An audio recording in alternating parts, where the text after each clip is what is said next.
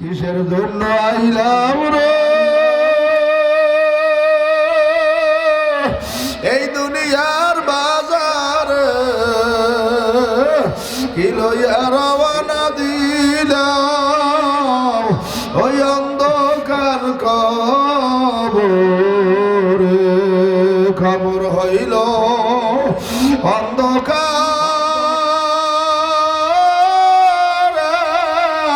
মাটির ঘর, ওই কবরে থাকতে হবে মরণের ভার। কবরেরই খবর যদি মানুষ জানিত, ঘরবাড়ি সারিয়া জানলায় ফলাইতো। আজকে তোমার আমার চিন্তা নাই, টেনশন নাই, সুখে পানি নাই, অথচ আল্লাহর ওলিদের জীবন তালাশ করিয়ে দেখো রশিদ আহমেদ গঙ্গুই কাঁদতে কাঁদতে চোখ বন্ধ করিয়ে ফেলাইছে। বরফির আব্দুল কাদের জেলানি কান্দার বলে, মাহবুব গো তুমি যদি আমারে মাফ না করো, আমারে তুমি কিয়ামতের ময়দানে অন্ত বানাই উঠাই দেবো। সব মানুষ দেখলে বলবে বরফির আব্দুল কাদের জেলানি। এখন খোদার আকাশ আমার হাতে জাহান্নামের শিকল লাগিয়ে গেছে। আল্লাহ হেকিমুল উম্মাত আশরাফী থানভী রাহমাতুল্লাহ আলাইহি তার জীবন দশায় কিতাব আছে, 1600-র মতো কিতাব লেখছে। তিনি একদিন কান্দের বলে, মালিক মরার পর আমারে মাফ করবা কিনা জানা নাই, জান্নাত পাবো কিনা জানা নাই, তবে যদি আমি জান্নাত নাও পাই, মানুষ হাঁটতে চলতে ময়লা লাগে, জুতা লাগে, যত ভালো জায়গায় হোক, তুমি আমাকে জান্নাতি মানুষের জুতার ধুলা বানাইয়ে দিও। আল্লাহর কুতুবে সাহেব রহমাতুল্লাহ মরার কয়েকদিন আগে, এক সপ্তাহ আগে কবরের মাঝে একটা টুল বানাইছে। ছাত্র বলে, বাবা এই জায়গাটা টুল বানাও, মুখটা ভেজা, প্রত্যেক দিন এশার নামাজ পড়িয়া কবরের দিয়ে বইবে, কান্দে, ওরে আমার মাওলা রে, ওরে আমার মাহবুব রে, তুমি যদি আমারে মাফ না করো, ওই অন্ধকার কবরে আমি একা কেমনে থাকবো। আল্লাহর কথা ফজলুল করিম রহমাতুল্লাহ একদিন ফজর নামাজ পড়ার জন্য সিঁড়ি দিয়ে নামে, আম্মা হুজুর বলে দেখে সিঁড়ির মধ্যে দেখছো হাউ হাউ করিয়ে কান্নার শব্দ। আমরা দৌড় দিয়ে নামছি, কে কান্দে দেখি আল্লাহর কুতুব কাঁদতে কাঁদতে মসজিদে নামাজের দিকে। যদি ফজর পড়িয়ে জহুর আগে মারা যায় আলহামদুলিল্লাহ, নো টেনশন, আমার ফজর কাজা নাই। জহুর পড়িয়ে যদি আসর আগে মারা যায় আলহামদুলিল্লাহ, নো টেনশন, আমার আসরের নামাজ কাজা নাই। এই জন্য আমরা জানা যায় অনেক জায়গায় গেলে বলে হুজুর একটু দোয়া করেন, ভাই কি দোয়া করবো বলে একটু আলোচনা করেন। তখন আলোচনা করি গ্রামবাসীরা, এই লোকটা গতকাল কেমন সময় আমাদের মাঝে ছিল, আজকে এই লোকটা আমাদের মাঝে আর নাই, জানাজা হইতে আসে, জীবনের মতো সরিয়ে যাইতেছে, আর কোনোদিন আসবে না। আল্লাহর কাছে দোয়া করো, মালিক আমাদের যারে যখন ডাক দেবে আমাদের যেন নামাজ কাজা না হয়। ই পারা যাবে বললাম নামাজ লাগবে। এখন আপনাদের প্রশ্ন করি, নামাজ পড়তে কি আল্লাহর কোরআন লাগবে নি? কথা বলে ধরে কর বলো, হুজুর নামাজ পড়তে কোরআন লাগবে কেন? নামাজ তো এইভাবে পড়বো, হুজুরগুলাকে পড়বো কয় না। নামাজ ভঙ্গের 19 কারণ। এক নম্বর কারণ হইল নামাজে কেরাত শুদ্ধ পড়া। এই জন্য আপনাদের বাড়ির পাশে এমন সুন্দর মাদ্রাসা, শত শত ছাত্র, আশেপাশে অনেক বড় বড় মাদ্রাসা, ভোলা মাদ্রাসার জমিন। এই জন্য একটা ছাত্রকে বাড়ি নিয়ে বলে বেশি কিছু সম্ভব না, কমপক্ষে আপনি শুধু বলে 4টে সূরা পড়বেন, ধরে করে আলহামদুলিল্লাহ কয়টা এই 4টে সূরা যদি আপনি পড়তে পারেন, আল্লাহর রহমতে আপনি ইমামতি করলেও কোনো অসুবিধা নাই। এ বাবার আমার বাইরে আল্লাহর হাবিব বলছে, একটা মাসালা শিক্ষার জন্য যে চেষ্টা করবে, কষ্ট করবে, কইতে যদি একটা মাসালা শিক্ষা করিয়ে ফেলাইতে পারে, আমার মাওলায় তাকে 1000 রাকাত নফল নামাজের চাইতে বেশি সব দিয়ে দিবে। কি রাজি আছেন ইনশাআল্লাহ? এজন্য একটা ছাত্র জায়গির খাওয়াইবেন, মজিন খাওয়াইবেন, বলে বাবা আমার বাড়ি খাবি থাকবে, আল্লাহ মিললে করবি, তুই আমার একটু শিখাবি উজুতে 4 ফরজ। কথা বলে হ্যাঁ, উজুতে কয় ফরজ? কথা বলে উজুতে 4 ফরজ। 1 নম্বরে সমস্ত মুখমণ্ডল ধৌত করা, 2 নম্বরে 2 হাতের কনুই সহ ধৌত করা, 3 নম্বরে মাথার 4 ভাগের 1 ভাগ মাসে করা, 4 নম্বরে দোনো পায়ের টাকনু সহ ধৌত করা। কথা কয় না? ঠিক না বেটি? তাহলে গোসলে 3 ফরজ। কথা কয় না? কি কি গোসলে কি? তাহলে 1 নম্বরে নিয়াত করা, 2 নম্বরে নাকের নরম জায়গা পর্যন্ত পানি পৌঁছান, 3 নম্বরে সমস্ত শরীর উত্তম রূপে ধৌত করা। এইবারে করে তাইমুমে 3 ফরজ। বোঝেন না মনে হয়? তাই ফরজ। তাহলে 1 নম্বরে নিয়াত করা, 2 নম্বরে সমস্ত মুখমণ্ডল মাসে করা, 3 নম্বরে দোনো হাতের কনুই সহ মাসে করা। এই যে আমরা অনেকে নামাজ পড়ি, নামাজ হয় না, কি নিয়ম কানুন আছে? কথা কেন আছে? কমে নিয়ম কানুন। পেশাব করিয়া পানি নেয় যাই ওই নিশিরের মধ্যে করে। কি বোঝেন নাই মনে? আমরা অনেক মুরব্বীকে দেখছি, আল্লাহ মাফ করুক, যেহান বই পেশাব করে হেন বই পানি নেয়, টিস্যু মিশু কিছু নাই।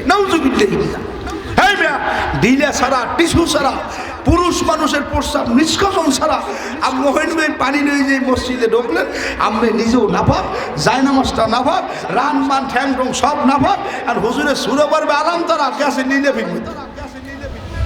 কি কথা কেন? কি রাখছেন? এইবার কইলে হুজুরের সুরে আজকে ভুল হয়েছে, কে বেতন পাই তো বাজার আজারে মনে হয় জামেল হয়েছে। কি কথা?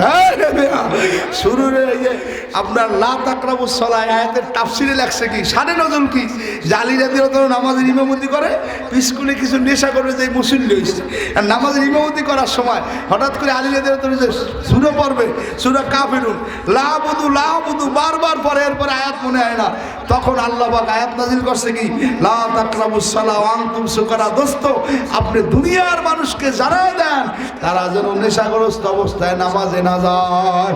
মুসল্লিগো তাসির দিয়ে ইমামের উপরে পড়ে। কথা কয় ঠিক না বেঠি?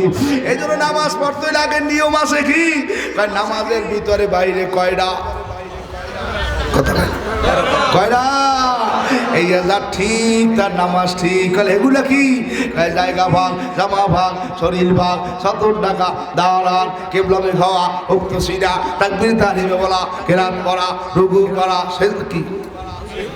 একবার আরে ফোন দিয়েছে যে আমার একটা কেবিন রেখো ঢাকা যাব, কেবিন আপনার চাবি টেবি নাম্বার দিয়ে দিয়েছে। আর একবার মুই অমুক লোক বেড়া শিগগির খোল। আরে বেটা কাম হইবে, 8 দিন আগে অমুকে বুক করছে। কি আপনি যদি আগে নামাজের নিয়ম কানুন ঠিক মতো কায়দা করে দাঁড়াইয়া পড়েন, আপনার নামাজ সহি, কোনো সন্দেহ নাই। তাহলে নামাজ পড়তে হলে আল্লাহর কোরআন লাগবে। মেয়া আল্লাহর কোরআনের কোনো বয়ান লাগে না, কোরআন তো কোরআনই। কথা ঠিক না ঠিক? মানে তা কেমন করে সারা দুনিয়ার মধ্যে সব কিছু আগুন দিলে পুড়িয়ে যায়। মসজিদ আগুন দিলে পরে, মাদ্রাসা পরে, বাড়ি পরে, ঘর পরে, সংসদ ভবন পরে, গণভবন পরে, কিন্তু আল্লাহর কোরআন এমন এক কোরআন, আল্লাহ বলে আমার কোরআনের হেফাজতকারী আমি।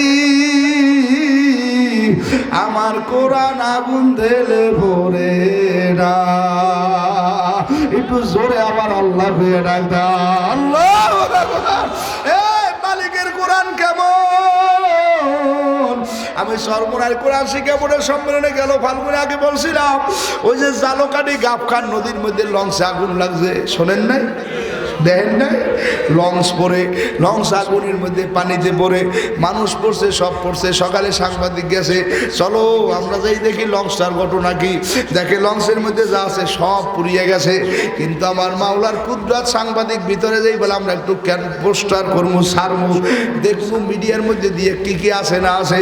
একজন হিন্দু, একজন মুসলমান, 2 জন ভিতরে ঢুকিয়া যাইয়ে দেখে লঞ্চের কেবিন, চেয়ার, মেশিন, আসবাবপত্র সব পোড়া শেষ। কি লাগবে, কি সারবে? মিডিয়ার জগতে কিছু দেওয়ার নাই। সামনে যাইয়ে দেখতেছে সুগনির কেবিনের উপরে কি জানি সাদা সাদা দেখা যায়। হিন্দুরা ডাক দেখায়, মুসলমান সাংবাদিক ওই দেখো কি জানি দেখা যায়। সাংবাদিক ডাকিলে বলে, ভাইজান আমি তো দেখি কি জানি দেখা যায়, আপনি নামান। কয় না, আমি নামাইতে পারবো না, তুমি নামাও। এখন মুসলমানরা ভয় করে হিন্দুরে বলে, হিন্দু ভয় করে মুসলমানের বলে। এখন মুসলমানের যেটা ভয় হয়েছে মনে হয় আল্লাহর কোরআন হিন্দুরাই নামাইলো, বেইজ্জতি নাপাক কেমনে ধরবে। মুসলমান উপরে দাঁড়ায় সিঁড়ি দিয়ে দড়ি উপর থেকে নামাইয়া এখন নিচের দিকে তাকায়, উপরে পৃষ্ঠে পোড়া সাদা, ভিতরে মিললে দেখে আরে কেমন সুন্দর অক্ষর। কামদের বলে হাজা কালামলি রব্বি, এদি আমার মাওলার কোরআন। হিন্দুরাই ডাক দিয়ে বলে মুসলমান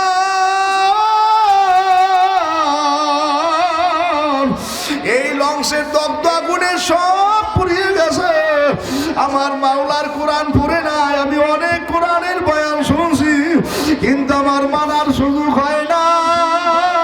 আল্লাহ হে মুসলমান তুমি কি কালেমা পড়াইতে পারো? বলে আমি পড়াইলে হবে না, বলো ভালো একজন আলেমের কাছে যাই। এইবার মুসলমান এক আলেমের কাছে নিয়ে হিন্দুরে বলে ভাই সাংবাদিক পোস্ট করার আগে আমাকে পড়ায় দেন লা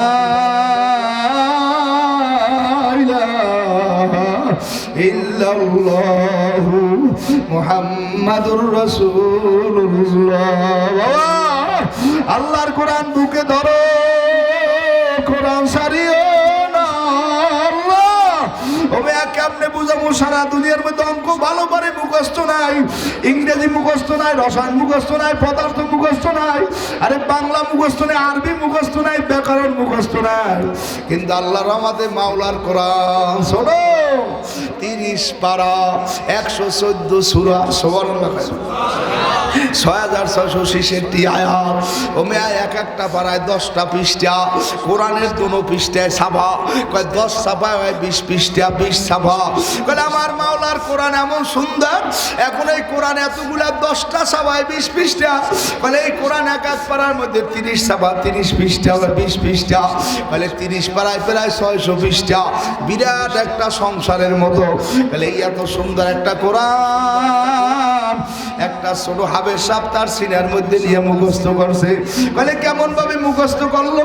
কয়েকদিন আগে কুমিল্লায় জাতীয় পত্রিকায় দেখছি 9 বছর বয়স 7 মাসে কোরআন শরীফ মুখস্থ করছে।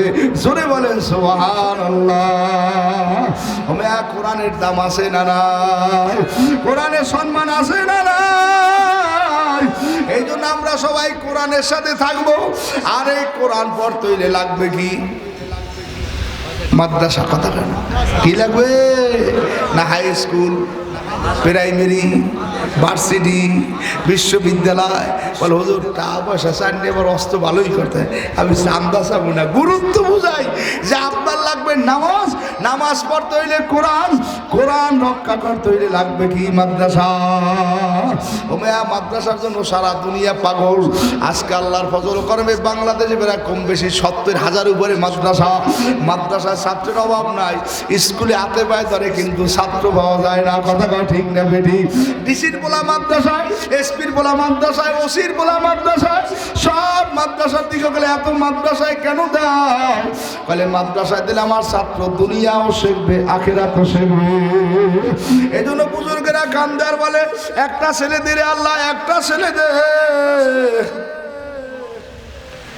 একটা ছেলে দে রে আল্লাহ, একটা ছেলে দে। কামাই খাওয়ার আশা নাই, মরলে আমার জানাজার নামাজ পড়াইবে। একটা মেয়ে দে রে আল্লাহ, একটা মেয়ে দে। জামাই বাড়ি যাব না, কোরআন শরীফ পড়লে আমার জন্য একটু প্রাণ করিয়ে দোয়া করবে। সর্বরে মরু আল্লাহর কুতুবে শাহ ছেলে সব আলেম। সব কি কারি ইব্রাহিম মুজারি রহমাতুল্লাহর ছেলেরা সব আলেম। শশীর হুজুরের 2 ছেলে সব আলেম। এই যে আমাদের নবীপুর হুজুরের ছেলেরা হাফেজ, বাড়া, মুফতি, মেয়ের জামাইরা সব আলেম। আর এই জন্য দিনদার মানুষ যখন কোনো বিদায় নিয়ে চলিয়ে যায়, দেখবেন তার ঘরের মধ্যে তেলাওয়াত আর তেলাওয়াত। ঠিক না বেঠিক? জোরে গো। আপনি ঘরের মধ্যে হাফেজ বানাইতে পারেন নাই, আলেম বানাইতে পারেন নাই, মাওলানা বানাইতে পারেন নাই, কিন্তু আপনার ঘরের মধ্যে যে সবাই কোরআন পড়ুয়া হয়, আপনি অসুস্থ হয়ে যখন বিছানায় পড়ে যাইবেন, বড় ছেলে আসেন জোড়া পড়ে, ছোট ছেলে আর রহমান সূরা পড়ে, মেয়ে মুলুক পড়ে, নাতি ফালাক পড়ে, আর এক ছেলে নাস পড়ে, ওদিকে আয়াতুল কুরসি পড়তে আসে। আল্লাহর ফেরেশতা গায় মাবুদ গো কোথায় আনছেন আমারে? ও মালিক আইসি আপনার এক পাগলের ঘরে কোরআনের বাজার। আল্লাহ ডাক দিয়ে বলে ফেরেশতা বন্ধু আমার কোরআনের জন্য চেষ্টা করছে, আমার বন্ধুর মৃত্যুতে কষ্ট দিও না, আমার বন্ধু মরতে দেরি জান্নাত পাইতে দেরি নাই। এই জন্য বাবা ছেলে মানের কোরআন শিখাইবেন। আল্লাহর হাবিব বলছে কোরআনের কত দাম আমি কেমনে বুঝাবো। বিদুর্মীর এক ছেলে রাস্তার পাশ দিয়ে যাইতেছে, মসজিদে নববীর মধ্যে আল্লাহর হাবিব কোরআন শরীফ তেলাওয়াত করতেছে। বিদুর্মীর ছেলে মসজিদের পাশে দাঁড়াইয়ে কোরআন শরীফ শুনিয়া বড় মজা পাইছে, এত মায়া লাগছে, এত সুন্দর তেলাওয়াত। আল্লাহর হাবিবের ওই তেলাওয়াত পাশে দাঁড়াইতে একটা ছেলে শুনতেছিল। একবার দুইবার তিনবার শুনতে শুনতে ছেলেটার নবীর সঙ্গে একটা মায়া হয়ে গেছে। এখন প্রত্যেকদিন ওই জায়গায় আল্লাহর কালাম শুনতে আসে, 7-8 দিন হয়ে গেছে মাওলার কালাম শোনার ছাড়ে না। ছেলেরা বাড়িতে যাই হঠাৎ অসুস্থ হয়ে পড়ছে। এখন আল্লাহর হাবিব ছেলেরার পাগল, নবীও ছেলেরাকে চেনে, ছেলেরাও নবীকে চেনে। আল্লাহ নবী ডাক দেন, হ্যাঁ সাহাবায়ে কেরাম বসো। মসজিদের মধ্যে একটা মিটিং দিল। ওই যে একটা বিধর্মীর ছেলে আমার মসজিদের পাশে আইয়া 7-8 দিন পর্যন্ত তেলাওয়াত শুনছে। আজকে কতদিন হয়ে গেল আমার ওই ছেলেরাকে আমি আর খুঁজতে পাই না। তোমরা একটু খোঁজ দে নামো, কোথায় গেলে ছেলেটাকে পাওয়া যাবে। এখন ওই ছাত্ররা চিন্তা করে, আলী সমস্ত সাহাবায়ে কেরাম বলে হুজুর কোন জায়গা আমরা পাবো, আর তো পরিচয় নাই, নাম ঠিকানা জানা নাই। আল্লাহর হাবিব বলে তোমরা খোঁজো, আমি দোয়া করতেছি তোমরা পাইয়ে যাবা। আর তাকদিরুল ইল্লা বিদোয়া, what is allotted cannot be blotted, অল কদরি খয়রি অশাররি মিনাল্লাহি তাআলা ওয়াল ওয়াসিফাতাল মাউত। বলে মানুষের ভাগ্য কিছুতে পরিবর্তন হয় না, দোয়ার মধ্যে পরিবর্তন হয়ে যায়। আল্লাহর হাবিব বলে আমি দোয়া করতেছি তোমরা খুঁজতে থাকো পাইয়ে যাবো। রহমতের নবী বলে আমি খুঁজতে নামায় দিলাম। ওদিকে বিধর্মীর ছেলে ঘরে বইয়ে কান্দে আর বলে মাগো আমার একটু নবীরে দেখাও। যে যারে ভালোবাসে তারে দেখলে তার কলিজাটা ঠান্ডা হইয়া যায়। যে যারে ভালোবাসে বারবার সে তার কাছে আসে। আল্লাহ কাছে আমারে ভালোবাসে। মাগরিবের নামাজ পড়ে আউবিনে দাঁড়াইয়ে যায়, ফজর পড়িয়ে জেকের দিয়ে শাক পড়িয়ে ঘরে যায়, রাইতে সবাই ঘুমায় পাগলায় তাহাজ্জুদে দাঁড়াইয়া যায়। আল্লাহ নবী ডাক দিয়ে বলে সাহাবায়ে কেরাম খুঁজতে থাকো, বিধর্মীর ছেলে কান্দে নবীকে দেখবে। আর আব্বা মায় কান্দার বলে তুমি কান্দো না, নবীকে কেমনে দেখবা? আমরা তো মুসলমান না, আমরা বিধর্মী, নবী তো মুসলমান। তুমি যদি নবীকে দেখতে চাও আবু জেহেল আবু লাহাব আমাকে মারবে। বলে আমাকে মারে আর যা করে করুক, আমি নবীরে না দেখলাম আর মরণ হবে না। আল্লাহ এইবার ওই ছেলেটার কান্না দেখে মার দিলটা ভাঙ্গে গেছে। আব্বার দিলেও মায়া লাগছে। আব্বাই বলে নবীরে কোথায় পাবো? মায়ের ডাক দিয়ে বলে রাস্তায় যান, নবীর অনুসারী কোনো মানুষ পাইলে নবীর তালাশ দিয়েন পাইয়ে যাবেন। রাস্তার দিকে যাইয়ে দেখে একজন হুজুর যাইতে আসে। ওই ছেলে আল্লাহ নবীর যা আল্লাহ বিধর্মীর ছেলেটা আব্বা ডাক দিয়ে বলে হুজুর দাঁড়ান দাঁড়ান। বলে কি? বলে আপনি কি আমাকে নবীর চেনেন? বলে হ্যাঁ আমি তো আল্লাহর হাবিবের জামাই হাসান হোসাইনের আব্বা, আমি ফাতেমার স্বামী, আমার নাম আলী। বিধর্মীর বাবা ডাক দিয়ে বল হুজুর আপনি যদি কিছু মনে না করেন, আমার ছেলেরা ঘরের মধ্যে অসুস্থ, আপনাকে নবীর একটু আমার ছেলেটাই দেখতে চায়। আলী বলে আলহামদুলিল্লাহ, আপনাকে ছেলের খোঁজে আল্লাহর হাবিব আমাকে পাঠাইছে। বিধর্মী ডাক দিয়ে বল হুজুর রাত্রে আসবেন, দিনে আসবেন না, আবু জেহেল আবু লাহাব আমাদেরকে মারবে। আল্লাহর হাবিবের কাছে খবর দিল হুজুর হুজুর অসুস্থ, আপনাকে দেখতে চায়, রাত্রে যাইবেন, দিনে যাবেন না। আল্লাহর হাবিব ডাক দিয়ে বলে শোনো আমরা এখনই যাব।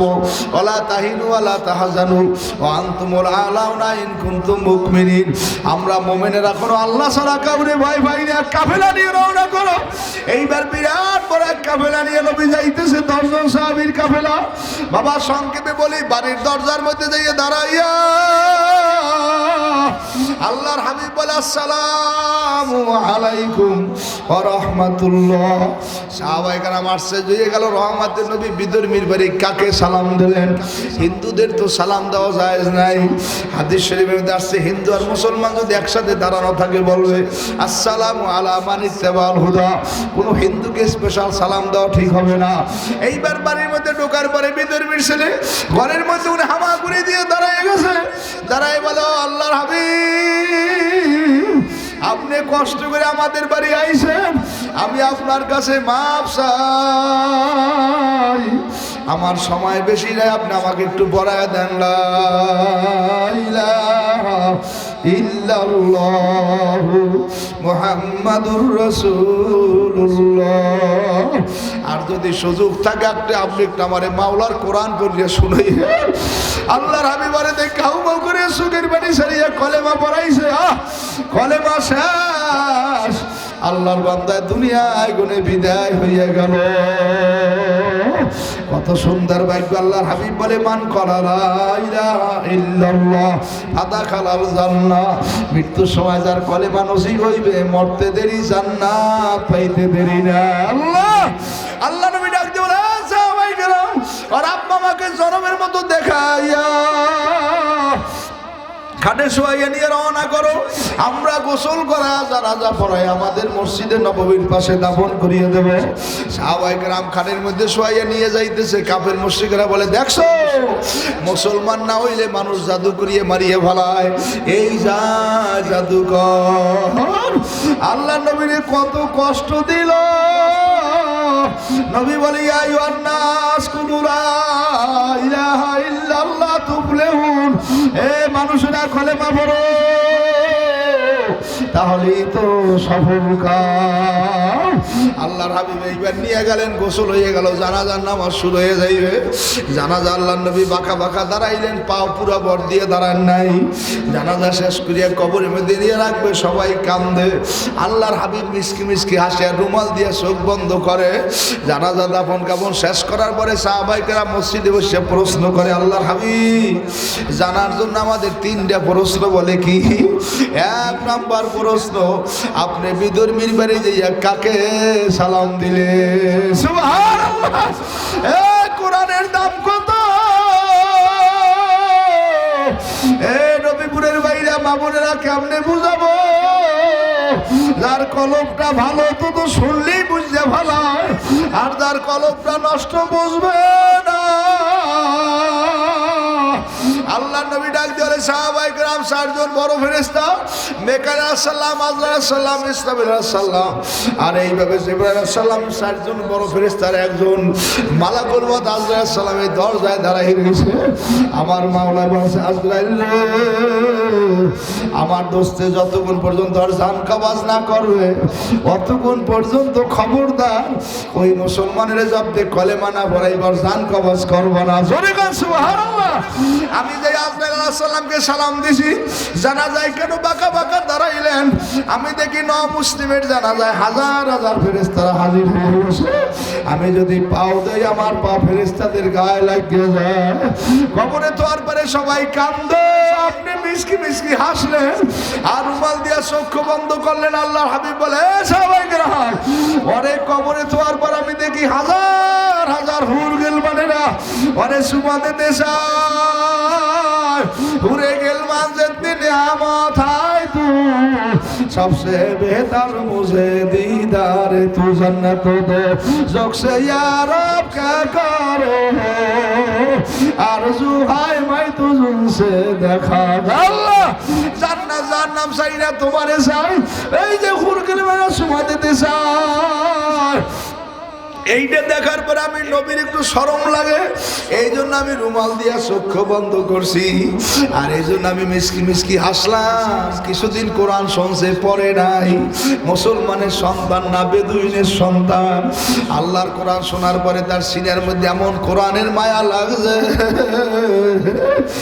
এখন আমি এই আফসোস করি আর বলি, আমার মুসলমান উম্মত যারা কোরআন পড়বে, কোরআন পড়াইবে, সুমা খাইবে, বুকে লাগাইবে, বয়ান কোন সময় বলবো শুনিয়া রাখো, যখন কিয়ামত হইবে আল্লাহর হাবিবের কাছে কোরআন বিদায় নেওয়ার জন্য যাইবে। নবী তো রওজার মধ্যে শোয়া, কোরআন যাই সালাম দেব, আসসালামু আলাইকুম ইয়া রাসূলুল্লাহ, আসসালামু আলাইকুম ইয়া রাসূলুল্লাহ, আসসালামু আলাইকুম ইয়া রাসূলুল্লাহ, কোনো জবাব নাই। কয়েকবারের পর বলবে ওয়ালাইকুমুস সালাম ইয়া কোরআন। হুজুর আপনি কেন কথা বলেন না? ও কোরআন আমি বুঝি তুমি সালাম দিয়ে আমার কাছ থেকে বিদায় নিয়ে যাবা, তুমি গেলে আমার উম্মতের অবস্থা কি হবে? আল্লাহ নবী ডাক দিয়ে বলে কোরআন তুমি যার পর তোমার উম্মত বেদিশা হয়ে যাইবে, কোথায় সুমা খাইবে, কেমনে পড়বে, কি করবে? কোরআন ডাক দিয়ে বলে হুজুর আপনার টেনশন নাই, দুনিয়া যারা কোরআন পড়বে, পড়াইবে, সুমা খাইবে, বুকে লাগাইবে, ওদেরকে যদি আমার মাওলা জাহান্নামের হুকুম দেয়, আমার মাওলার কাছে বলিয়া ধরিয়া অনুরোধ করিয়া টানিয়া টানিয়া আইনা আমার মাওলার জান্নাতে ওদেরকে পৌঁছে দেবে। কাজী বাবা পাও ধরিয়ে বলিয়া গেলাম ভোলার জমিন দামি এক জমিন, ভোলার জমিন মাদ্রাসালা জমিন, কোরআন আলা জমিন, এগুলো ধরিয়ে রেখে আল্লাহর কাছে সবসময় কান্দেন মালিক মরিয়ে তো যাবো। এই যে আজকে আলোচনা করতেছে আমাদের রতনপুর মাদ্রাসার মহতাবি মাওলানা মিজানুর রহমান আব্বা, কত শক্ত মানুষ, ভালো মানুষ, দেখা হইলে বলতো আল্লাহর রহমতে আমার কোনো রোগ নাই। এই তো কয়েকদিন আগে বিদায় নিয়ে গেল। ঢাকা গেছিলাম বাবা মোজাহিদ কমিটির অনুষ্ঠানে, তো এই মাসিক ইস্তেমা আমার সঙ্গে দেখা, বলে কেমন আছেন? ভাই ভালো আছি। বলে ভোলাতে সফর পিসছে হুজুরের, আমি তো হুজুরের সাথে 2 দিন সফরে, আজ দক্ষিণে এসে থাকবো আর সর্বেশন থাকবো, আপনি যাইবেন না? দেখি মুখটা বেজার করে আমার বলে আল্লাহ নেয় কিনা বলতে পারি না, আগে বলতো ইনশাল্লাহ আমি তো থাকবোই। আরে দেখছি একা একা খানা খাই একটু বাঁকাই বাঁকাই হারে। বাসায় আসার পরে মিজান ভাই ফোন করলাম আমার আব্বা অসুস্থ। হঠাৎ করে একদিন পর খবর হয়ে গেল আর দুনিয়াতে না, কিসের জন্য আইলাম রে এই দুনিয়ার বাজার, কি লইয়া রওনা দিলাম ওই অন্ধকার কবরে। খবর হইল অন্ধকার মাটির ঘর, ওই কবরে থাকতে হবে মরণের ভার। কবরেরই খবর যদি মানুষ জানিত, ঘরবাড়ি রিয়া জানলায় ফলাইতো। আজকে তোমার আমার চিন্তা নাই, টেনশন নাই, সুখে পানি নাই, অথচ আল্লাহর ওলিদের জীবন তালাশ করে দেখো রশিদ আহমেদ গঙ্গুই কাঁদতে কাঁদতে চোখ বন্ধ করিয়ে ফেলাইছে। বরফির আব্দুল কাদের জেলানি কান্দার বলে মাহবুব গো তুমি যদি আমারে মাফ না করো, আমারে তুমি কিয়ামতের ময়দানে অন্ত বানাই উঠাই দেবো। সব মানুষ দেখলে বলবে বরফির আব্দুল কাদের জেলানি। এখন খোদার আকাশ আমার হাতে জাহান্নামের শিকল লাগিয়ে গেছে। আল্লাহ হেকিমুল উম্মাত আশরাফী থানভী রাহমাতুল্লাহ আলাইহি তার জীবন দশায় কিতাব আছে, 1600-র মতো কিতাব লেখছে। তিনি একদিন কান্দার বলে মালিক মরার পর আমারে মাফ করবা কিনা জানা নাই, জান্নাত পাবো কিনা জানা নাই, তবে যদি আমি জান্নাত নাও পাই, মানুষ হাঁটতে চলতে ময়লা লাগে, জুতো লাগে, যত ভালো জায়গায় হোক, তুমি আমাকে জান্নাতি মানুষের জুতার ধুলা বানাইয়ে দিও। আল্লাহর কুতুবে সাহেব রহমাতুল্লাহ মরার কয়েকদিন আগে, 1 সপ্তাহ আগে কবরের মাঝে একটা টুল বানাইছে। ছাত্র বলে বাবা এই জায়গায় একটা টুল বানাও, মুখটা ভেজা, প্রত্যেক দিন এসায় নামাজ পড়িয়া কবরের দিয়ে বইবে কান্দে, ওরে আবার মাওলা রে, ওরে আবার মাহবুব রে, তুমি যদি আমারে মাফ না করো, ওই অন্ধকার কবরে আমি একা কেমনে থাকবো। আল্লাহর কথা বললুন করিম রহমাতুল্লাহ একদিন ফজর নামাজ পড়ার জন্য সিঁড়ি দিয়ে নামে, আম্মা হুজুর বলে দেখে সিঁড়ির মধ্যে দেখছে হাউ হাউ করিয়া কান্নার শব্দ। আমরা দৌড় দিয়ে নামছি, কে কান্দে দেখি আল্লাহর কুতুব কান্দতে কান্দতে মসজিদে নামাজের দিকে যায়।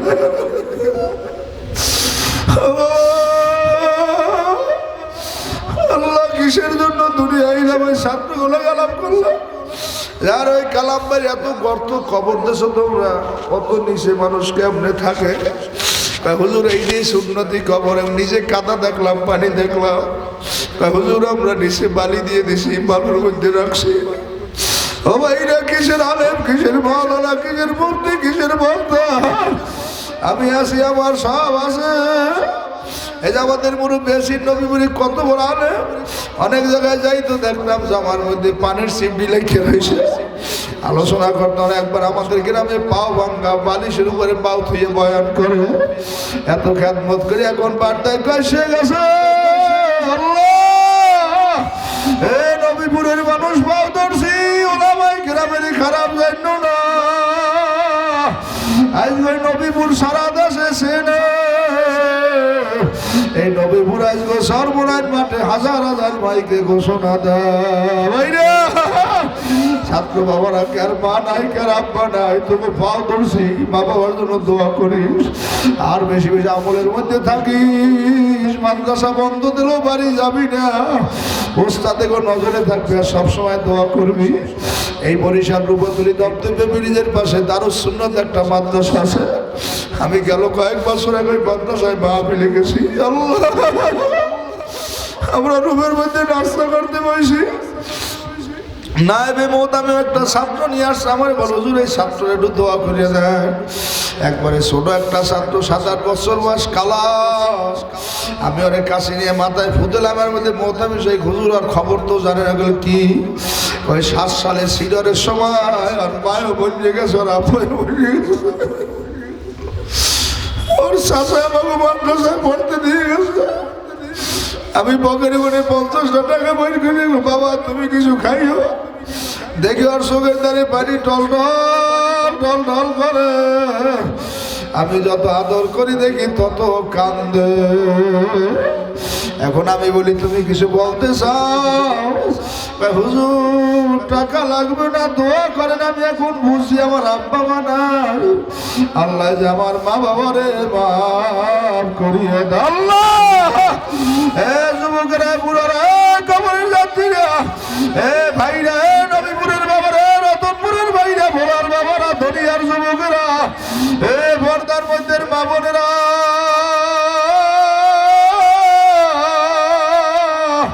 বাউদরে বলিয়া গেলাম কোন দিন টাকা আসবে জানা নাই রে। ছেলে মেয়েরা কাটবে, আত্মীয় স্বজন কাটবে, কবরও বানাইবে, খাটও আনবে, কাপড়ের কাপড়ও কাটবে। আল্লাহ, সব হইয়া যাবে, জানা যাও শেষ, খবর দেশ আর কেউ খবর লইবে না। কাজী বাবা সবাই সবার জন্য দোয়া করিও, মাদ্রাসার জন্য দোয়া করিও, আর সব সময় মাওলার দ্বারে বলিও মালিক যখন ডাক দেবা ইমানের সাথে ডাক দিও। আর ওই কথা মনে করে আল্লাহর কত ফজলুল করিম বলছে, বাবা মরার পর যদি আমার মাওলা আমারে মাফ করিয়ে দেয়, তোমরা সবাই আমার কবর উপরে জোতার মালা কারি করিয়ে দিও, আমার কোনো অসুবিধা না।